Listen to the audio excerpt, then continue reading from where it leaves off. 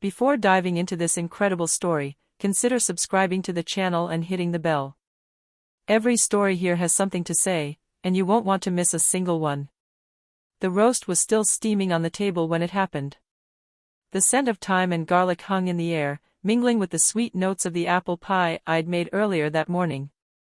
I'd put my heart into it, as I did every Sunday, believing that, despite the tensions, food might, if only for a moment, bring hearts together. The table was beautifully set, as if it were a special day. The candles flickered gently, casting a golden glow on the white and gold tableware I had given them for their wedding.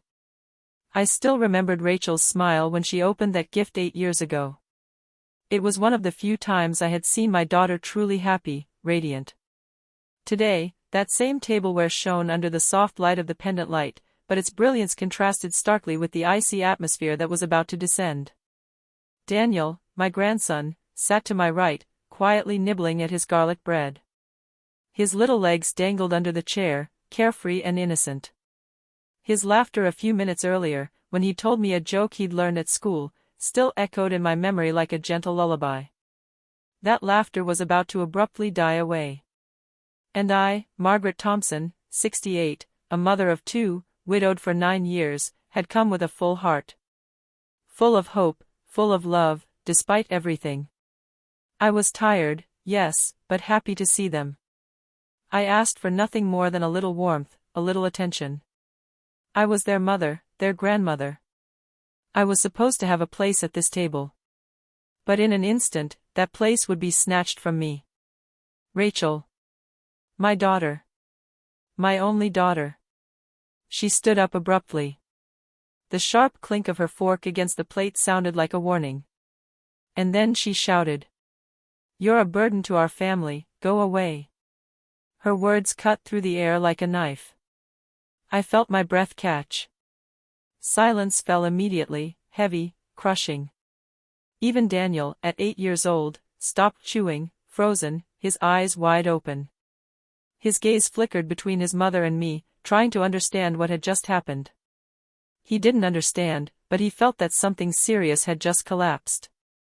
Mark, my son-in-law, sitting opposite, lowered his head. Visibly uncomfortable. He didn't look up. Not a word, not a gesture. His silence was a silent but clear betrayal. I stood there for a few seconds, motionless. My heart was beating faster than ever. No anger. Just pain. A dull, deep pain, like a betrayal you don't yet dare believe is real. I stood up slowly. Very slowly. Each movement seemed to weigh a ton. I braced myself against the back of the chair to keep from swaying. My hands were shaking slightly, but I forced myself to keep them steady. My dignity was all I had left at that moment. Rachel. I'm sorry you feel that way, I said quietly, my voice almost foreign. But know that I never imagined I'd hear those words from you. She crossed her arms. Her face was closed. Cold. There was no more love in her gaze. Only fatigue, or disdain. You've been living with us for too long, Mom. We need space. Privacy. Air. We have our lives. And you're here, always here. It's heavy. I felt my insides tighten. This wasn't just rejection. It was a sentence. An erasure. I turned to Daniel, who still hadn't moved. He had tears in his eyes. He didn't understand why his grandmother was being kicked out. I leaned down gently and placed my hand on his cheek. You're a good boy, sweetheart. Never forget to honor the people who love you, even when they aren't perfect. I smiled at her, as best I could. But a tear slipped down despite myself. I didn't wipe it away. I wanted it to stay. To say what I no longer had the strength to say. I stood up. My gaze swept one last time over this table, these faces, this house that I had helped to build, to maintain. And then I grabbed my coat, hanging in the doorway. No one moved. No one tried to hold me back. Not even her. I went back to my room in the basement. the one Mark had renovated for me after my husband, John, died. A small, sunken room, at the end of a narrow staircase that still creaked at the fourth step. A modest room, but full of my story. I had found refuge there after that painful loss, when the shadow of grief weighed too heavily for me to remain alone in our old, empty house. Here, I had recreated a semblance of a cocoon. The walls, a pale beige, were decorated with a few frames, photos of John and me from our trip to Yellowstone, an old photo of Rachel as a child holding a dog that was too big for her, and a drawing of Daniel's that he had given me for Christmas, a yellow sun with a smiling face, with, "I love you, Grandma," written clumsily in marker. The chest of drawers, a slightly worn dark wood piece, housed my carefully folded dresses, my knitted shawls, and my old letters. Above it, a small vintage lamp cast a reassuring golden light. A lavender-scented candle, almost burned out, lingered on the windowsill. And on the bedside table, my husband's Bible, the one he read every night, perched on the page of Psalm 27. I had never moved it. That night, however, the room didn't comfort me. It didn't envelop me like it usually did. It suddenly seemed too small. Too low. Too stifling. The echo of Rachel's words still rang in my head like a death knell. "You are a burden on our family." I stood for a long time, arms dangling, eyes fixed on the bed. This bed where I prayed every night. Where I spoke to my late husband in the silence of my thoughts. This bed where I had hoped to still be a little at home, even in the shadows. But that night, I understood. I understood that I was no longer at home. That even my silence weighed on their happiness. That my love, though discreet, had become too visible for those who had ceased to see it. So I opened the old black suitcase at the back of the closet. The one I'd used for my trip to Florida, many years earlier. It still smelled of linen. I began folding my dresses, one by one. The simplest ones. The most sober ones. I left the colorful ones. I didn't want to draw attention to myself. I just wanted to leave, with dignity. I slipped my photo albums into a large handbag, wrapping them in my favorite sweater. It wasn't much, but it was my entire memory. Each page contained a part of me I refused to give up. I tucked away a few books, Wuthering Heights, A Prayer for Owen, Maya Angelou, those who supported me when no one else could. I haven't cried. Not yet. My eyes were dry, as if frozen in ice. I felt empty. Silent inside. Not broken. Not yet. But untied. Detached. As if a thread had discreetly broken. Before leaving, I sat on the edge of the bed. I took out a plain, white piece of paper that I kept for writing shopping lists. I hesitated, the pen was shaking a little in my hand. Then I wrote. "I'm leaving.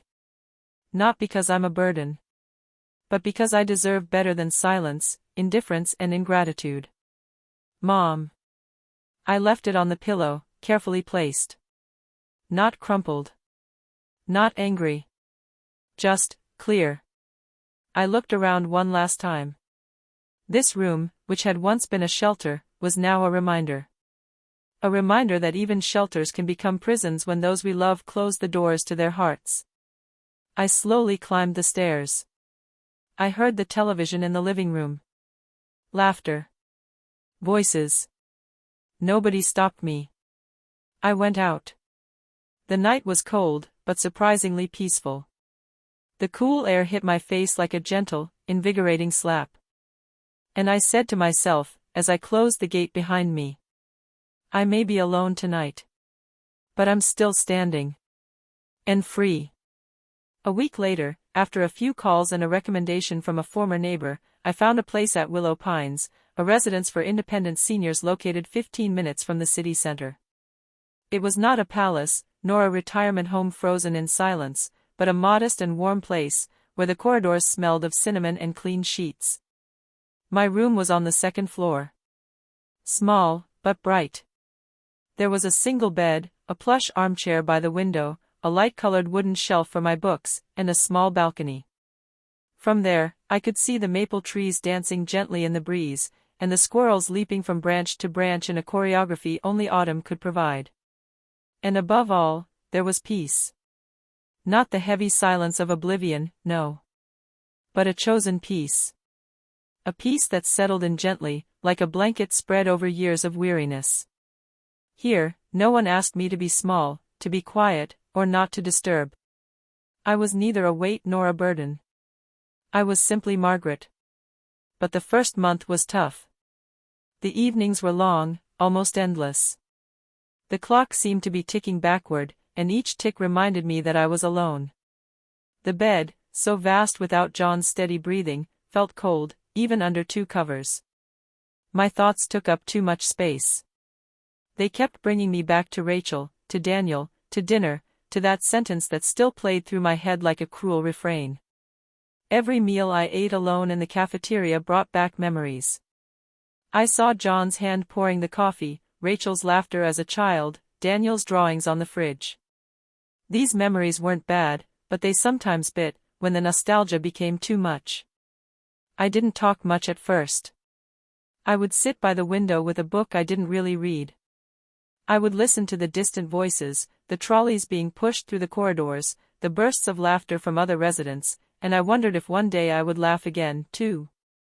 And then, one Thursday afternoon, as I was returning from the center's library with a Toni Morrison novel under my arm, a resident approached me in the elevator. Carolyn. She wore a mauve-embroidered sweater, her gray hair pulled back in a slightly too tight bun, and a genuine smile. You're new, right? I'm Carolyn. I'm hosting a pottery workshop in the common room. You should come. It's good for the hands, and the soul. I just smiled politely. I wasn't sure I wanted to make clay bowls. But the next day, I went. Just to look. Carolyn handed me a block of clay and said softly. Sometimes you just have to press a little, and it springs back into shape.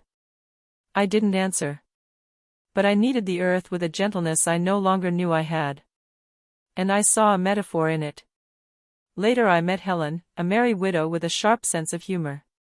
She offered me a game of Scrabble like someone offering you a rope when you're about to sink. You look too smart to be alone, she laughed. Come and beat me up, it'll be a change from old Frank. In less than 2 months, I was part of a small circle of strong women, sometimes damaged, but still standing. We laughed loudly, without restraint.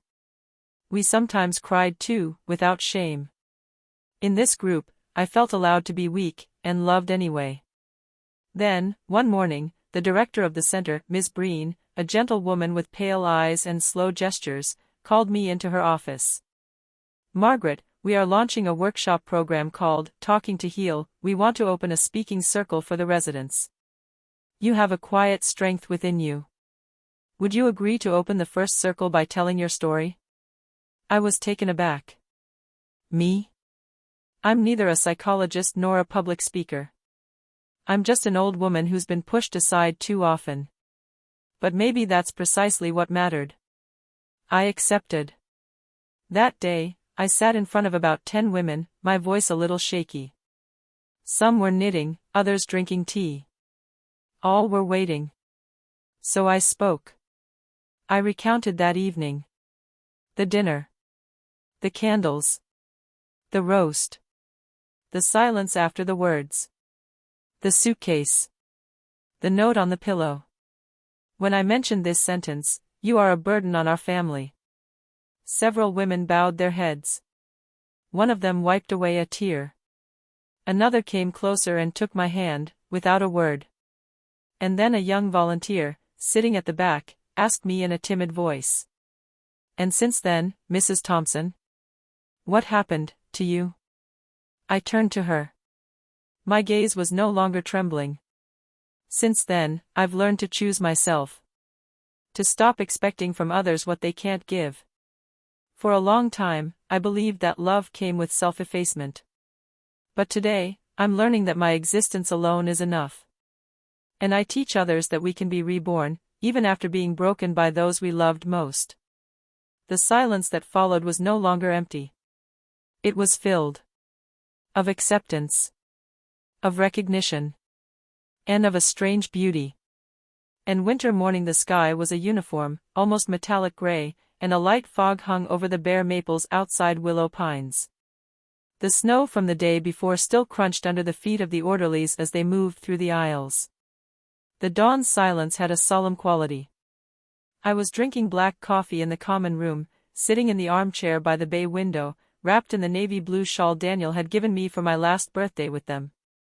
This is where Ms. Breen, the director, approached quietly. In her hands, a cream-colored envelope, a little curled at the edges from the humidity.